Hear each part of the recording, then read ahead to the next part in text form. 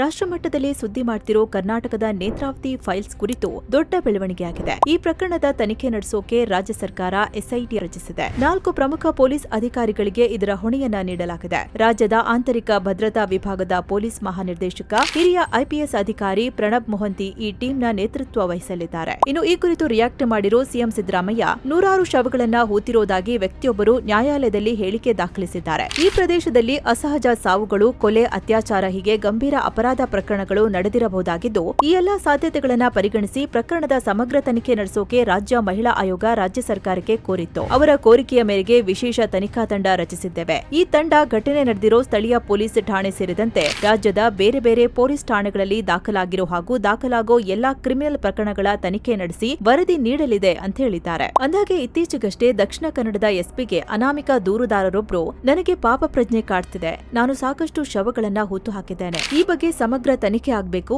ನಾನು ಸುಳ್ಳು ಪತ್ತೆ ಪರೀಕ್ಷೆಗೂ ಸಿದ್ಧ ಅಂತ ಹೇಳಿದ್ರು. ಇದು ಸಾರ್ವಜನಿಕ ವಲಯದಲ್ಲಿ ತೀವ್ರ ಚರ್ಚೆ ಮತ್ತು ಆಕ್ರೋಶಕ್ಕೆ ಕಾರಣವಾಗಿತ್ತು. ಅದರ ಬೆನ್ನಲ್ಲೇ ಈಗ ಎಸ್ಐಟಿ ರಚನೆಯಾಗಿದೆ. ಹೀಗಾಗಿ ಈ ಪ್ರಕರಣದ ಸತ್ಯಾಸತ್ಯತೆ ಇನ್ನಷ್ಟೇ ಹೊರಬರಬೇಕಿದೆ.